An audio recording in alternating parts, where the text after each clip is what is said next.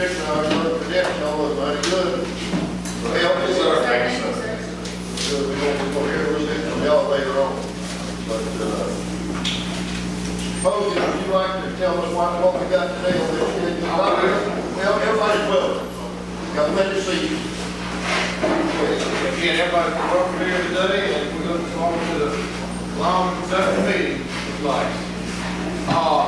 This morning we have a couple supposed experts from our neighboring state and university. We're going to speak with us about research they've done on feral hog toxic baits. We have Dr. Glenn Gentry and Dr. Jim LaCour. Gentlemen, y'all have the stage and whatever you need right there. You can't look to have my presentation. LSU.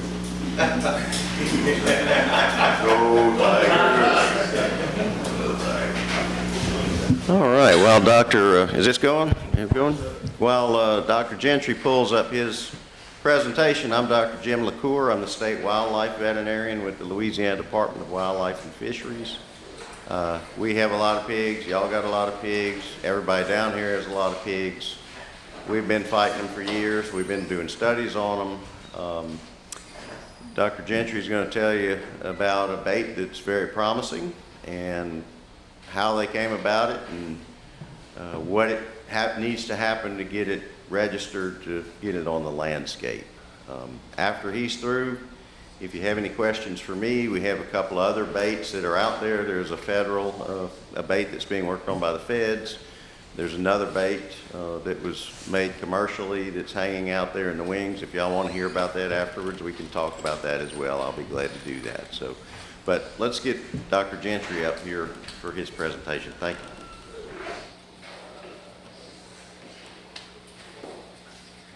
Well, first of all, thank y'all for having me.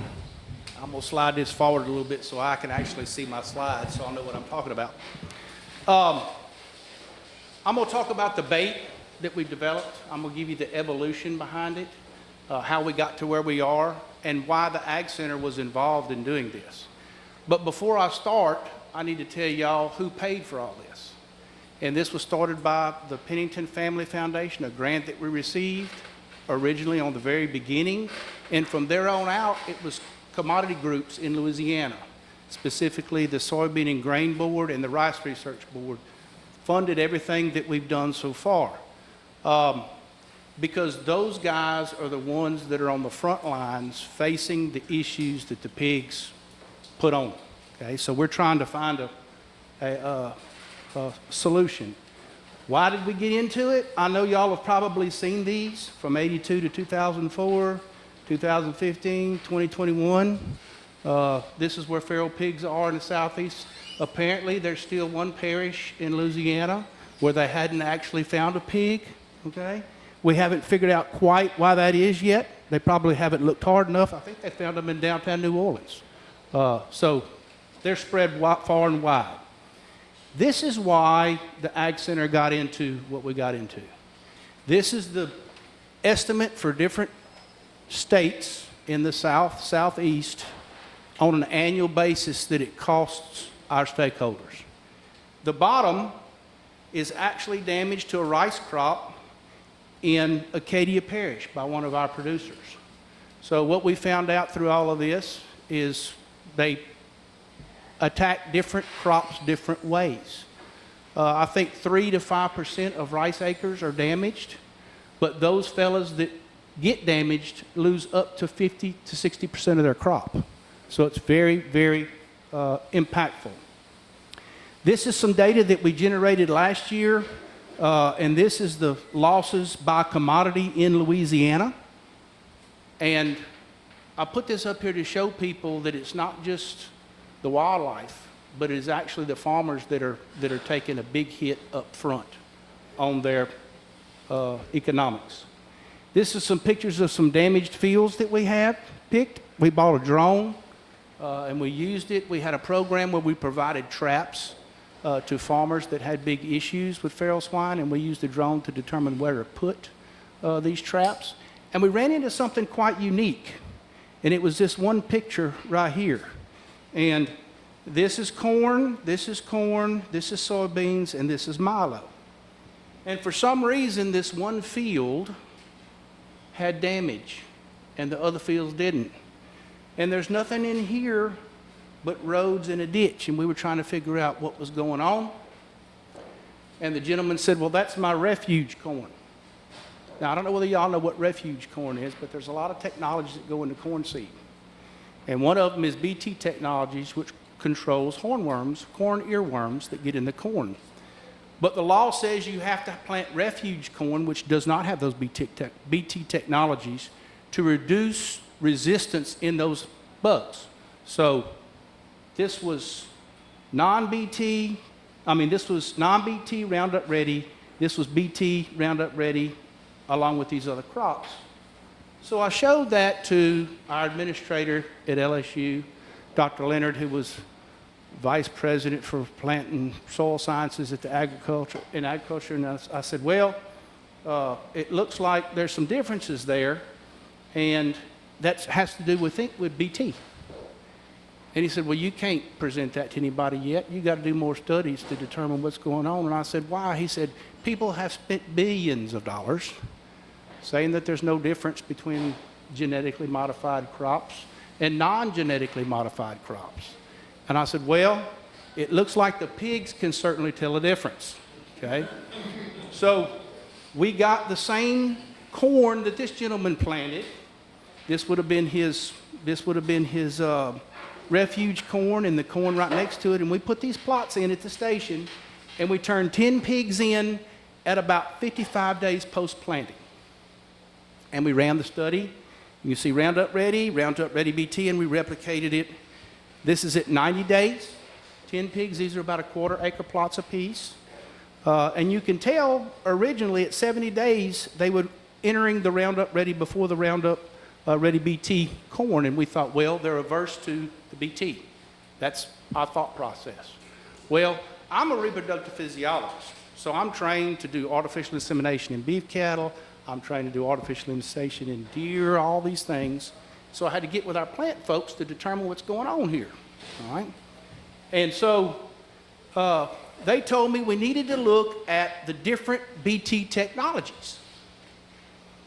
So we set another study up, which was set up a little different. There's 3 replicates, and there's 4 rows in each one of those of each one of these. We've got Roundup Ready, we've got Roundup Ready BT technology, conventional, another BT technology, and another one. And we turned the pigs in, same thing, 55 days post-planting, and saw what kind of damage those pigs did.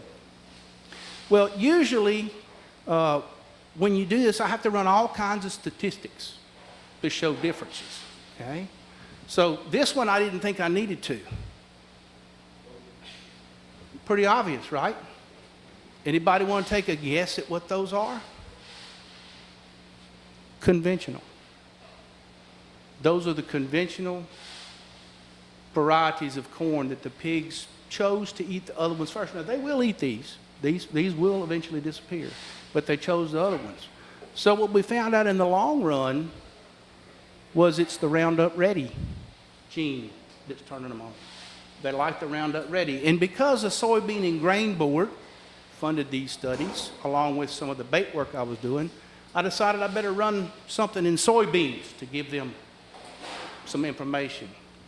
This is conventional soybeans across time. This is Roundup Ready, and on the y-axis we have pig damage. So the Roundup Ready gene, some way, somehow, we hadn't quite figured out, the pigs prefer to conventional and BT technology. That's just an interesting side note. Y'all may not be interested in this, but it is pretty interesting to the folks that did it. Now, farmers have been fighting this. We all know this, but there's been other things. There was a fighter jet in Florida that got smoked by pigs on the runway. There's hay fields, milo, golf courses. People start paying attention when they land on the 18th hole and it's tilled up like a rear tine tiller, okay? So this is the one here that really caught everybody's attention, and y'all may remember it, is the fact that there was a woman that was taking care of some folks in Texas. She got out of her car early one morning to go sit with them, and they found her dead in the front yard, and she had been attacked by a sow with some piglets.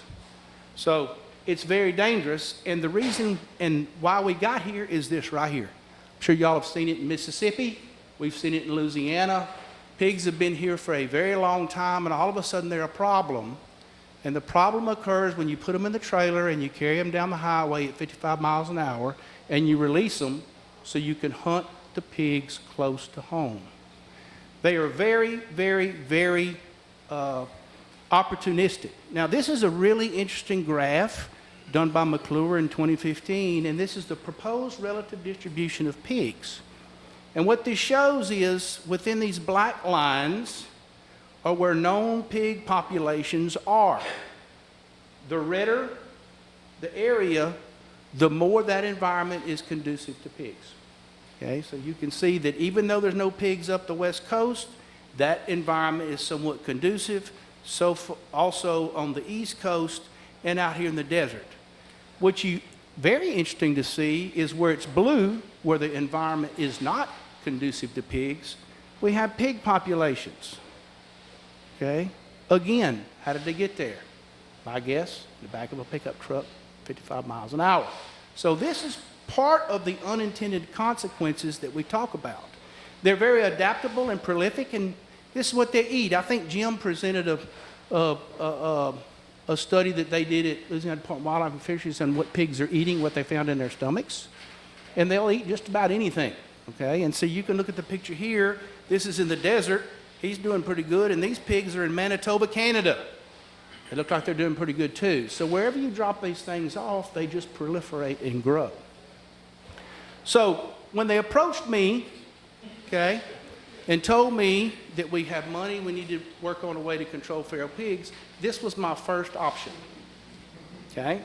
Now, they made me put down here a disclaimer, y'all know how lawyers are, okay, that said that we're not responsible for anything. In testing it, we went through several drivers. They kind of get in the way of the muzzle of the gun when you're shooting. And so they wouldn't let me pursue this avenue. So we had to find another way to go. Plus, we found out that the shoot 'em mentality doesn't work. Wildlife and Fisheries did a study down at, and I can never pronounce this, Passalut, okay, on the mouth of the river, and the hunters were allowed to take pigs year-round. Now, I know y'all have all talked to hunters, and in Louisiana, they'll tell you, if they will just turn us loose with guns, we can take care of that problem. Never going to happen. Never going to. You can't shoot enough of them. Okay, you just cannot. So they did this study. So on both sides of the river, they were allowed to take pigs year-round, and I think that y'all reported that the manager said that there was about an average of a pig a day removed from this place by hunters. So on the east side of the pass, they utilized arrow gunning plus hunting, and on the west side of the pass, they was used as a control. So it was just hunters. So afterwards, you can see down here at the bottom on the west side, where they just allowed hunting, post-treatment damage increased by 167%, and damaged acres increased by 120%. Whereas when you actually went in and did some control methods, and I think they used helicopters and they used airboats and removed a bunch of pigs, these were significantly decreased, okay? So shooting's not going to work. Wildlife and Fisheries continue to say that the primary concern for them is feral hogs in Louisiana. Deer can be displaced by hogs. Deer detection rates can be up to 49% less where hogs are present. Now, this is a dated slide. Jim can probably give you some more numbers.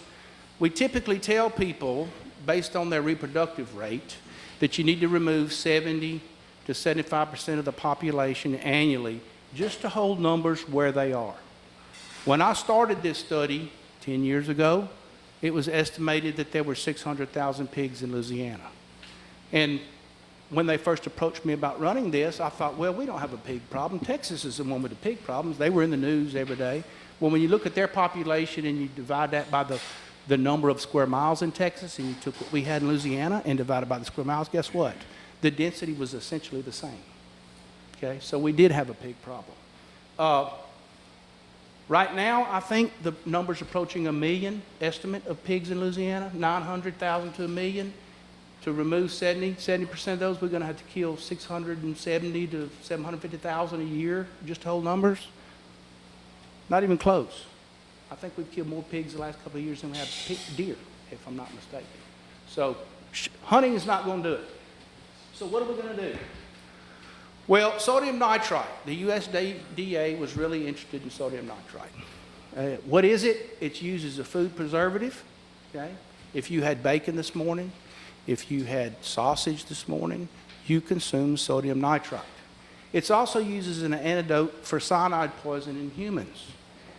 Now, this is probably the most important line on this slide, is that humans are more tolerant to sodium nitrite than pigs.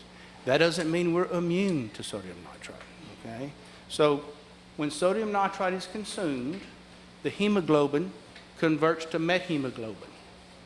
And methemoglobin cannot carry oxygen, okay? So we, as humans, have something called methemoglobin reductase, which reverses that process.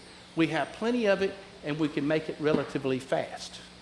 Pigs don't have a lot and cannot make it very fast. So you can feed pigs sodium nitrite in a bolus dose, and they basically will suffocate from the inside out.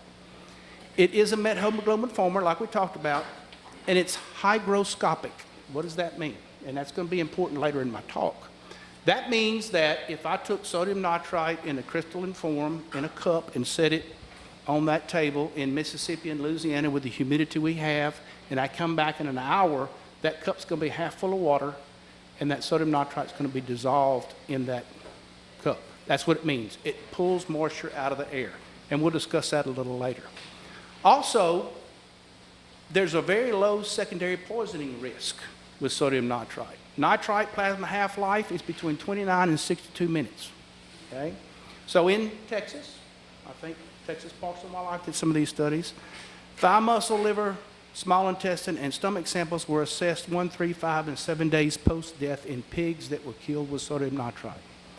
Nitrite residues in the thigh, eye, liver, and small intestine were less than 100 milligrams per kilogram, which is the same thing as saying 100 parts per million.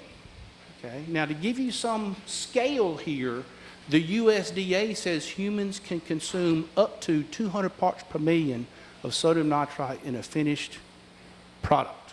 Okay? That's going to be important a little bit later, too. So nothing here to worry about. Only scavengers that consume the stomach contents may be at risk. We actually don't think that's going to happen either, because when sodium nitrite comes in contact with acidic conditions, it converts relatively quick to inert compounds. So, starting out, how do we approach this? We needed an LD90 level.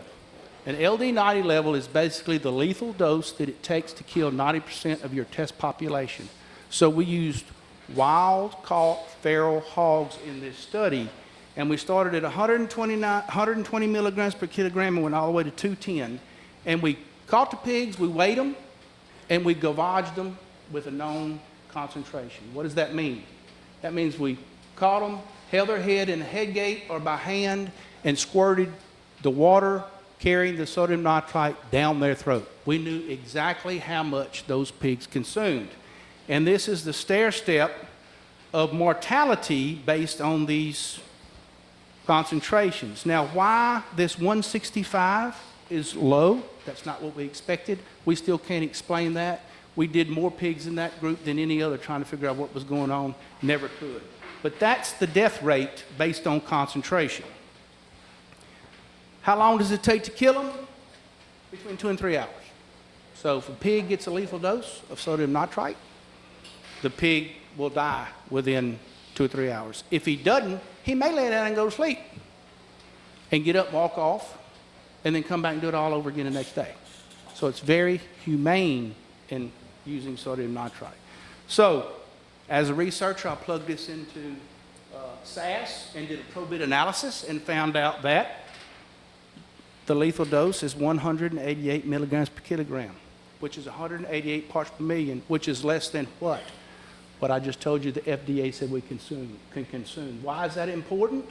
Well, if I have a pig that I've given sodium nitrite to, and it's a sublethal dose, which means it's going to be probably below that number, and a hunter kills that pig and consumes that pig, should be an issue.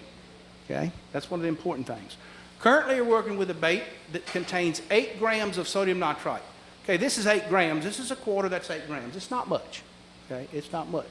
That 8 grams is capable of killing a 97-pound pig. So I've had people ask me, well, there's some big boars out there. There's some big sows out there. Yes, and they're pigs, and they usually eat more than one bait. It shouldn't be an issue. Okay? In our study, we looked at sex, and I had to think of a good way of putting dead and not dead, so I put expiring and not expiring, trying to be politically correct. All right? And basically, we saw no difference across weight, sex, of those animals that succumbed to sodium nitrite poisoning. This was done inside in a pen at Louisiana State University. This is an interesting deal. So we actually thought about trying zinc phosphide. It's already been used, I think, to control ground squirrels somewhere, so it's been labeled and all that. So we thought at one point it may be easier to get through the EPA because it's already being utilized. Based on the chemical properties, it may not need encapsulation, and I'm going to tell you a little bit about encapsulation in a minute. So there's apparently a low risk of secondary poisoning. So we started the study with zinc phosphide. We started 150 milligrams per kilogram and worked our way up to 300, and we were approaching 70% mortality. Okay? Here's the problem. This is time to death in hours. So as you get closer, we're looking between 10 and 12 hour average. Now, that's an average. We had pigs that died 24 and 36 hours later. So you've got pigs walking around with this zinc phosphide, phosgene gas. I mentioned it to my buddy, Dr. LaCour. I said, this is what we're looking at. He said, why? I said, well, it's already been labeled. It's this, that, and other. He said, let me tell you a little bit about zinc phosphide. They use it on farms to control insects in grain bins. That's correct. He said, there's veterinarians around the country whose farmers' dogs will get into the zinc phosphide, and they'll bring the dog to the veterinarian, and the veterinarian sticks a tube down that dog's throat into the stomach to release the gas pressure that's inside. When that gas is released in the room, it can cause brain swelling and death to the veterinarian and the helpers in the room. Well, the first thing that I thought of, well, if we feed this to pigs and somebody kills a pig that's not dead but has phosgene gas and they're cleaning it and they nick a stomach, we've got issues.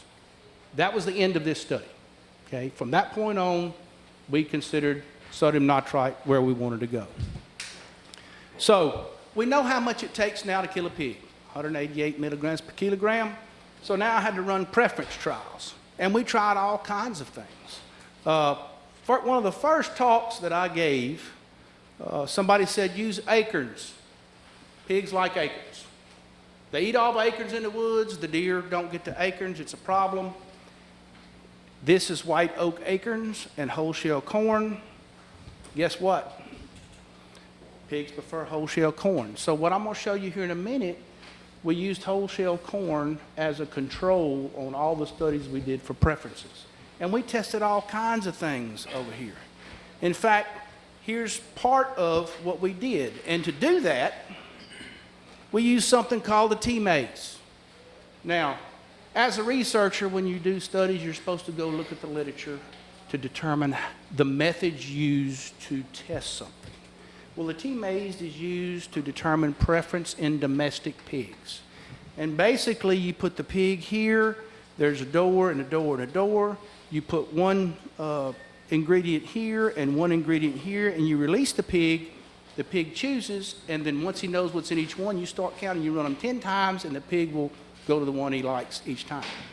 Now, the key word in the sentence I used before was domestic pig. We're using feral pigs, okay? So we built a T-maze, spent 3 or 4 days, bought a bunch of plywood, put it together, put the pig in, released the pig, and the pig didn't go anywhere. He laid right here and wouldn't move. An hour later, the pig was still laying in the same spot. We kicked the side of the thing, pig wouldn't go. So we had to come up with another way. So the camera system that you see is what we used, and we offered different ingredients to different pigs, catty-cornered, so whatever angle or side that pig came to, it could pick between the two. And we tested the white oak acorns, which you just saw, some artificial bait, popcorn, strawberry, marshmallows, peanut butter grape. I was getting calls from the LSU Accounting Services. Why are you buying 5 pounds of marshmallows? You know that we cannot buy things to feed people. And I said, this is for pig research. Yeah, right. Okay. It wasn't until I had an administrator call and say, hey, this is legitimate, you know, let him go.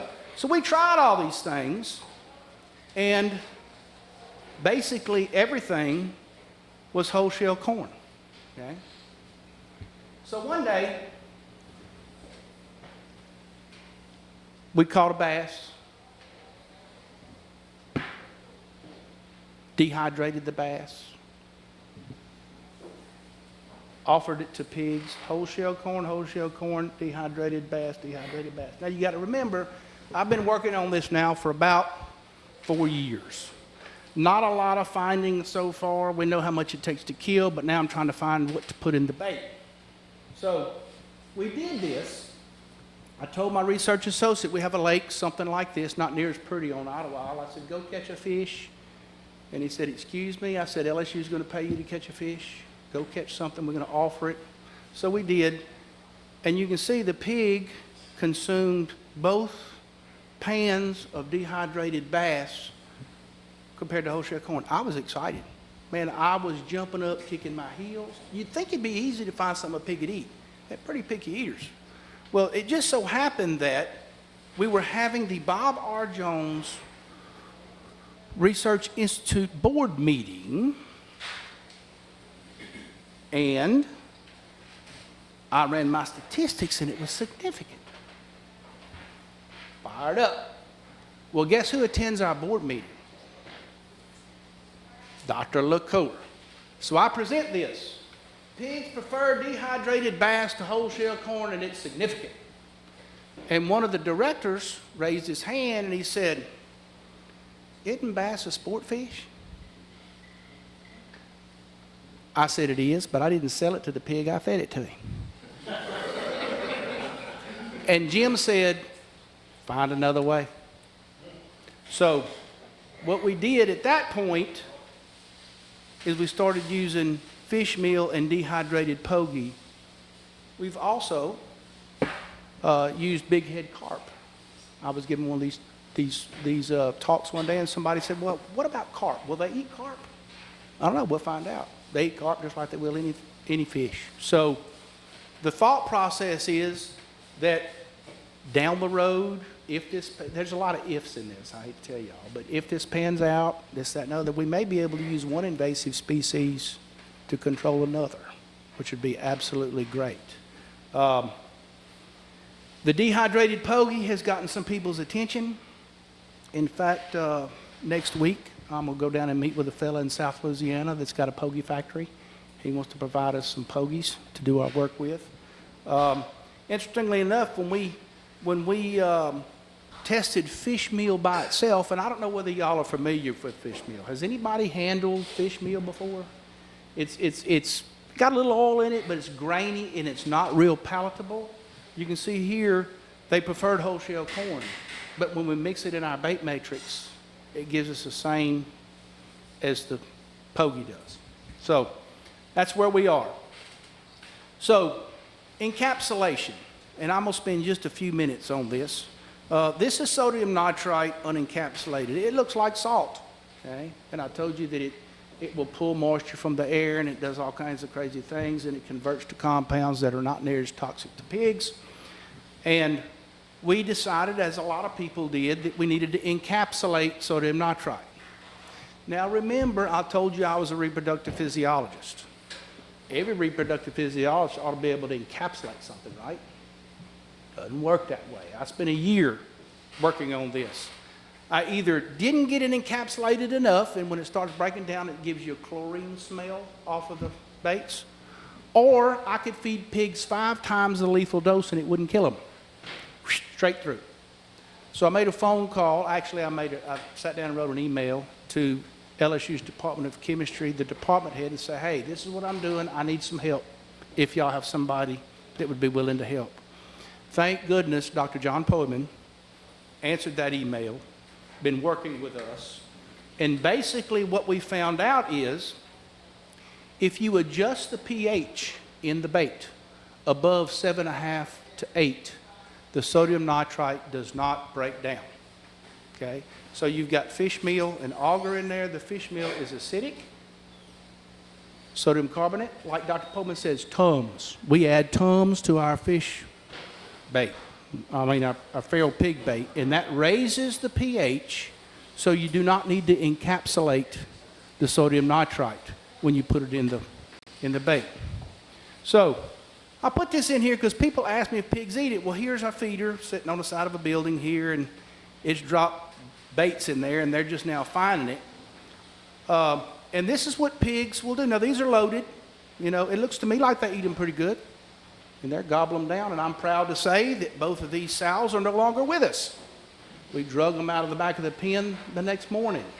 So it's relatively real palatable to the pigs. In fact, my research associate sent me images one day. She was rolling the baits to the pigs, and the pigs were picking them up and eating them in the pen. Okay? So it looks real good. All that resulted in this, that one finding with the pH. We received, I guess it was this week, the 8th, a patent on this bait process. And it's been a whirlwind since then. My phone has not stopped ringing. And I've been down in Baton Rouge telling them, look, y'all going to have to handle some of this because I got research to do. I'm good at that. The political stuff is up to y'all. Okay? So there's the baits. That is our current bait prototype. It is about 2 3/4 inches, actually 1 3/4 inches wide. Again, we use what we have in Louisiana to make what we make. These are actually made in whiskey ice molds. Y'all know what a whiskey ice mold is? Yeah, I see some people shaking their head. Yeah. So we bought, that was another question I got from purchasing, and why are you buying 15 whiskey ice molds? Okay. So I'm on a list somewhere down in Baton Rouge. I don't know. But that's our baits. Now, there's been some issues, from what I understand, on the other baits with crumbles. Now, for a long time, I talked about I wanted our bait to be the consistency of gummy bears because I don't want it to fracture and leave crumbs on the ground. Okay? Well, somebody told me somewhere along the way, don't say gummy bears because Harbrough's going to call you and say, why are you using gummy bears in...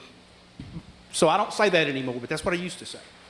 And I wanted something that would roll out of a feeder relatively easy without getting hung up, which was a sphere, and I wanted something that wouldn't crumble into small pieces, and I used the term cattle cube. Have y'all used the cattle cubes that are long and round, okay? When a cow eats them, they crumble on the ground. So in our baits, we put a fluorescent dye in it so that if there are crumbles on the ground, you can shine a black light and see them. Now this is in the lab. So this picture is the same picture as that one. You can't see the crumbles there. You can there. You see them glowing. So we have fed baits in pens containing the fluorescents. The pigs have eaten the baits. We've gone out with black lights, or my research associates gone out with black lights early in the morning, and we've yet to find anything on the ground. The idea being that the consistency of this sphere is such that if it does break, it's usually large pieces that break off, not crumbs. Okay? So, delivery system, that's the next thing. I was actually hoping, and I started this probably 10 years ago, and I was hoping somebody would develop a delivery system to deliver a toxic bait, commercially. Okay? And so there's been several of them on working. This started out as the ham system, developed in Greenville Springs, Louisiana. HAM stands for Hog Annihilation Machine. Kid you not, okay? Now, this was originally developed, and Jim can confirm this, it recognized the sound that hogs make. And when it heard hogs making their sound, it would open these doors and give them access to what's on the inside. The problem was, whatever hog's sound makes is in jet airplane engine noise, thunder, and Dr. Justin Foster's number 9 boot, because he could walk up and kick the machine, from what I understand, and it would open. So they since went to using visual, and that's kind of iffy. I don't even think they're working on this anymore.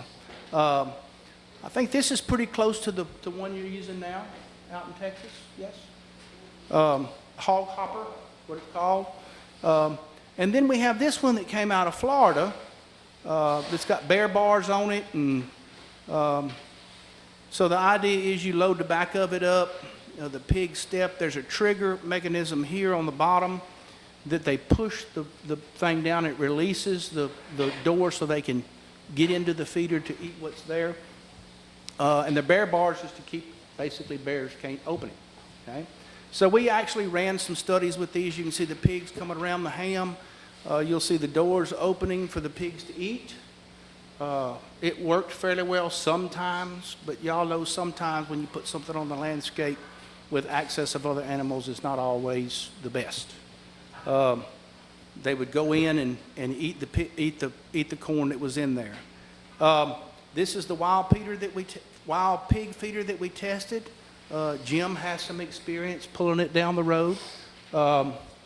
It didn't work real well either, because the trigger mechanism on the bottom would get dirt and grime in it and get stuck open. So we had pictures of raccoons scooping this stuff out. And we forwarded that on to the company and said, yeah, this is what we would suggest you change to make it work. This is our feeder here. We had to develop one anyway. It works off of cellular technology.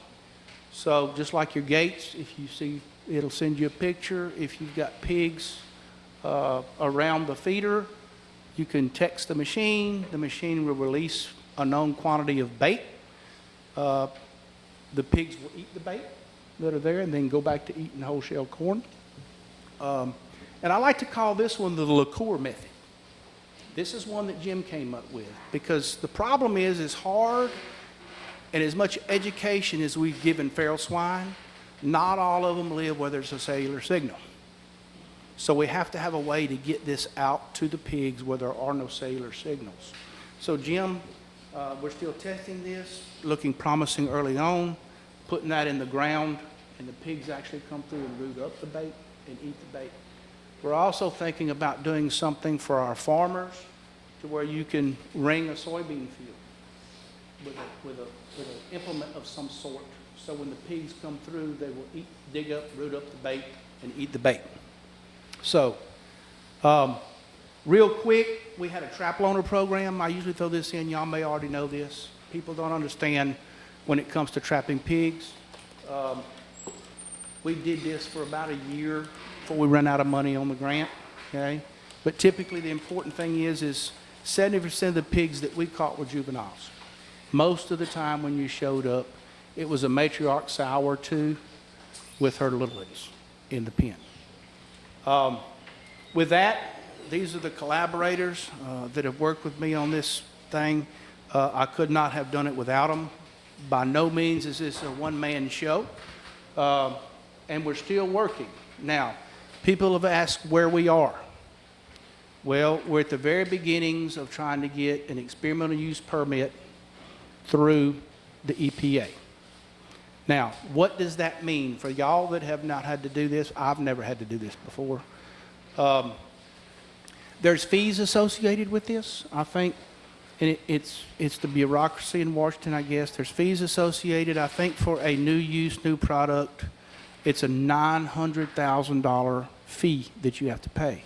Now, they'll tell you we'll exempt federal and state agencies. So when I started calling, we're LSU. My check comes from the state of Louisiana, not recognized as a state agency. Dr. LaCour said, run it through my shop. We'll have you run it. Louisiana Department of Wildlife and Fisheries, not recognized as a state agency by EPA. The only group is Louisiana Department of Ag and Forestry. And so we sat down with Dr. Strain, our commissioner. He agreed to work with us on this, and we're going to collaborate and be able to have those fees removed. The problem that I have now is I told you who's funding this. I have not found a single AFRI-NIFA grant that I can go after to get big money to do the trial at the end. Jim and I sat down the other day.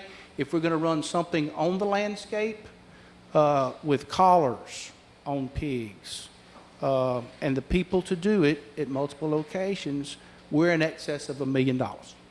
Right at or a little in excess. It's expensive to run these things. Well, if I submit an EUP to the EPA, they have 18 months to review that EUP and either say, do it, don't do it, make these changes, send it back. Those are 3 options. After I get the go, I've got 2 years to run my study. So at the end of 2 years, I gather all my data up, I submit to get a journal article, and I submit that data to the EPA. Okay? They've got 3 years after that to review the data. So the review process in the EPA, both pre and post permit, is longer than the actual study that's run. Okay? So what we're working on right now is, number 1, finding funding sources to run this expensive project, and number 2, to try to push somebody into giving us an expedited track within the EPA. Now, we're not asking for not a thorough look. We want a thorough look at this. It needs to be fully vetted, the whole 9 yards. But 4.5 years of reviews is a little long for me, okay? So with that, that's all I have. That's where we are. We've got a bait we think that will work. The only thing left to do really is to put it on the landscape and see. And there's been some failures with some other groups that have put baits on the landscape. We realize that pen trials are not the same thing as landscape trials, okay? And if we have time, I don't know how I'm doing on time, I'll take some questions. Well, the first question is, what does it do to the deer population? So at Ottawa Research Station, much to the chagrin of Louisiana Department of Wildlife and Fisheries, we have a captive whitetail herd behind fences, and we feed them, I don't know what it is, some nutrient or product, it's deer chow, let's say. So we took our baits, minus the sodium nitrite, put in their feeders, and they ate around them.